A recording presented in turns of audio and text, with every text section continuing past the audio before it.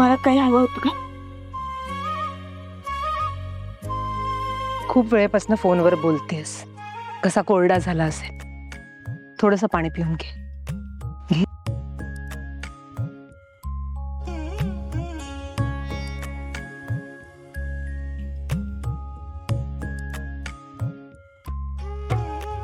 खूप अस्वस्थ दिसतेस, कारण मनात द्वंद्व सुरू आहे. हो ना? सॉरी, ते तुझं बोलणं माझ्या कानावर पडलं. मी येत होते ना मागून, म्हणून एक सांगू का? एक गृहिणी म्हणून सांगते, युद्ध कुठलंही असलं ना तरी नातं हरता कामा नये. कारण कायद्यापेक्षा जास्त ताकद प्रेमात असते.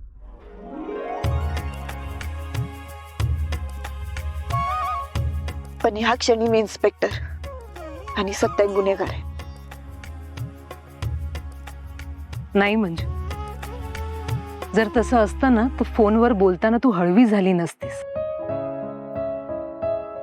असं काही नाहीये. सत्याचा आणि माझा काही संबंध नाही आता. खोटी समजूत काढतेस तू स्वतःची. म्हणजे सत्याबरोबर घालवलेला प्रत्येक क्षण आठवतोय? हो ना?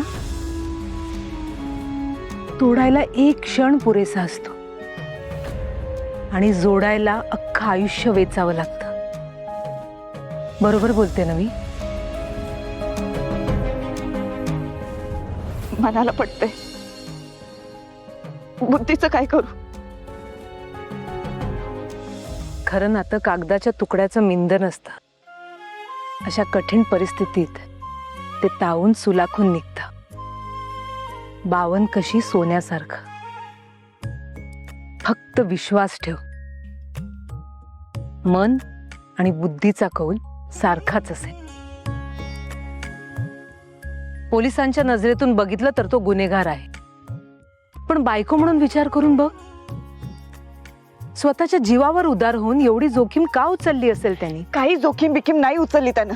मग एकदा स्वतःला त्याच्या जागेवर ठेवून बघ. उत्तरही सापडेल आणि सगळा गुंताही सुटेल. त्याची बाजू ऐकून घेत नाही म्हणून तो फक्त ब्लॅकमेल करतोय मला. पण मी त्याच्या खेळीला बळी नाही पडणार आता. मंजू, सावर स्वतःला.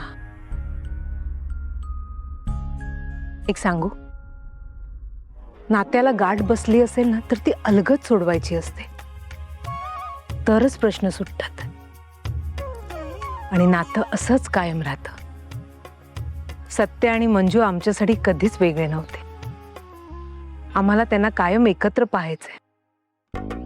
त्यांचा सुखी संसार बघायचाय ग.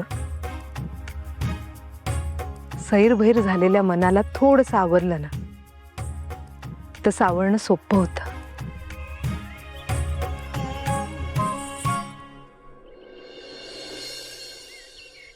एकच मिनिट.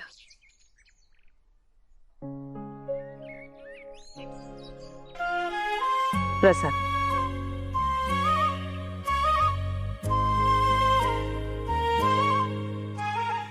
या देवीला गाभारातली देवी नक्कीच बळते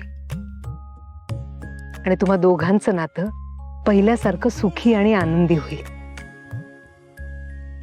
माझी खात्री आहे.